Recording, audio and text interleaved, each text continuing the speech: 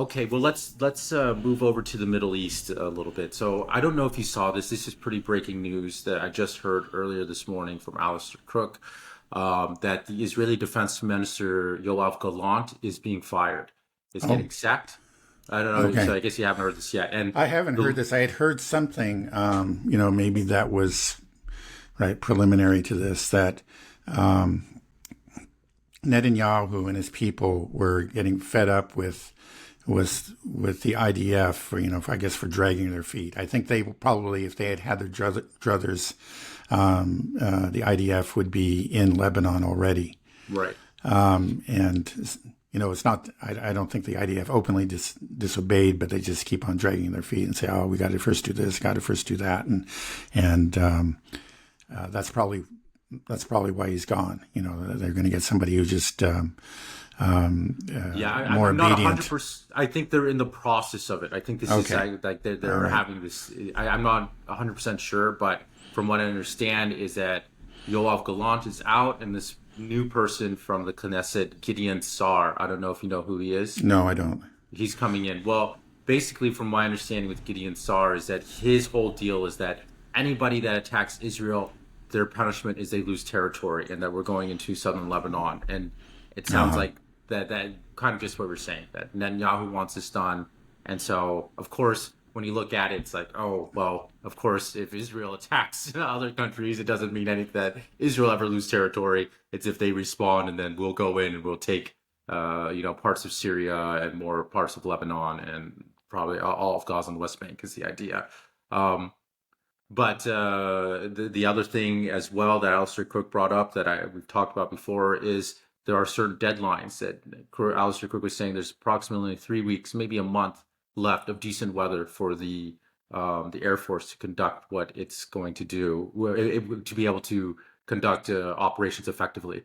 right. Um, so I know you haven't followed, you don't know about this Gideon Sar person, but from what I'm looking at, it's looking more and more likely that there's going to be some type of major invasion or escalation of some kind within the near future. Do you Yeah. do you have the same feeling, or Well, there have been rumors to that effect for, at least a couple months now, even longer. I think, it's clear that this is something that I think Netanyahu has wanted to do. Netanyahu and many of his allies. He does have a major problem. It's just there's something like, hear different numbers, but maybe 80,000 Israeli citizens have been moved out of northern Israel, because of the fighting that's taking place on the border there. Um, of course, the solution would be to achieve a ceasefire in Gaza, and that would end. But that's not Netanyahu's way. He obviously has no intention to have a ceasefire. He wants to do, he wants to destroy Hamas, and he wants to destroy Hezbollah too. That's now I don't. He doesn't seem capable of doing either. But this is still uh, obviously his intention. um, okay? There's something else I want to ask you about.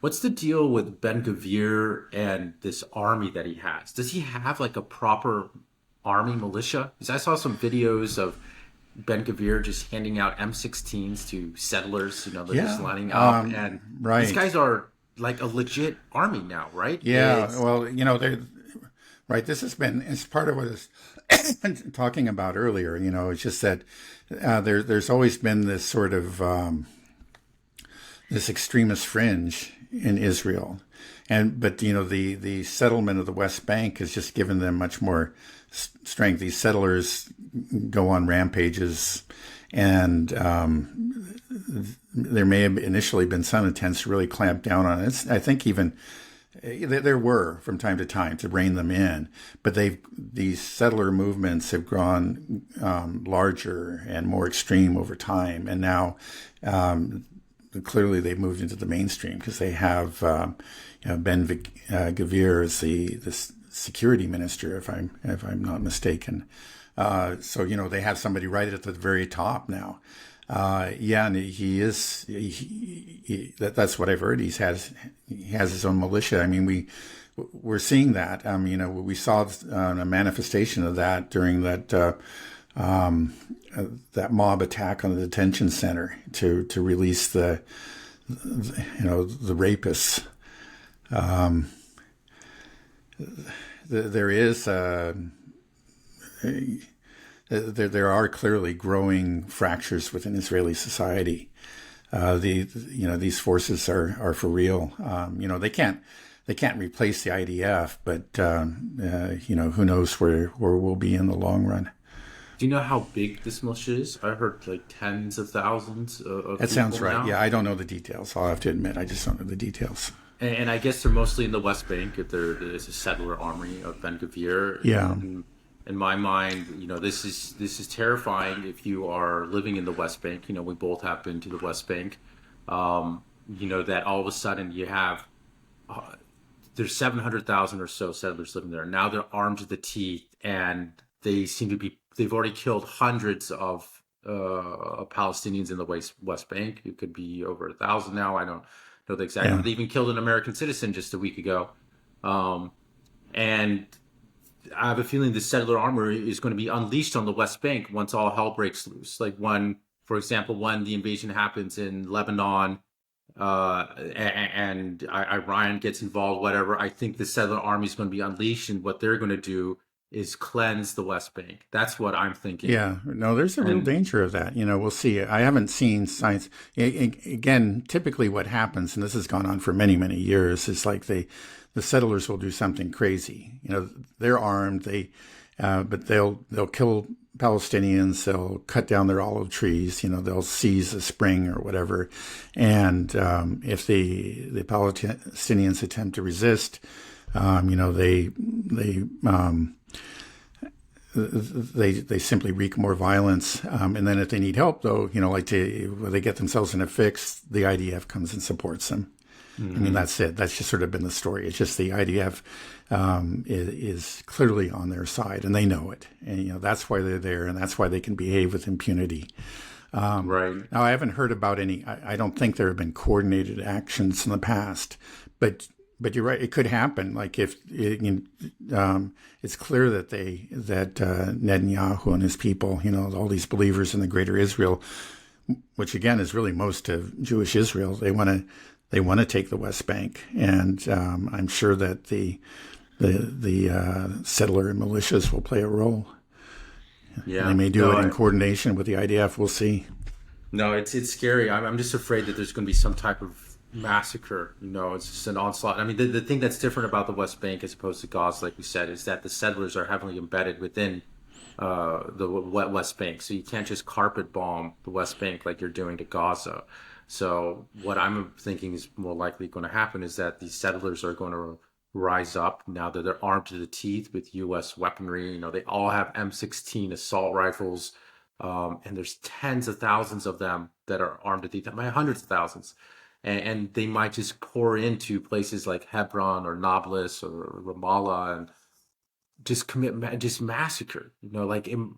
I don't know. Maybe that's too far-fetched and extreme. It's not too far-fetched. It's certainly possible. We'll see. Okay, well, we won't speculate too much. Yeah, it would be pure speculation, but it's certainly within the realm of possibility. Okay, yeah, I was just seeing the videos of just settlers just at Ben-Gvir, just here's an M16 for you, one for you, and I'm like, this is pretty. Yeah, pretty right. Crazy, I mean, like, what right? kind of country? Yeah, exactly. I mean, this is.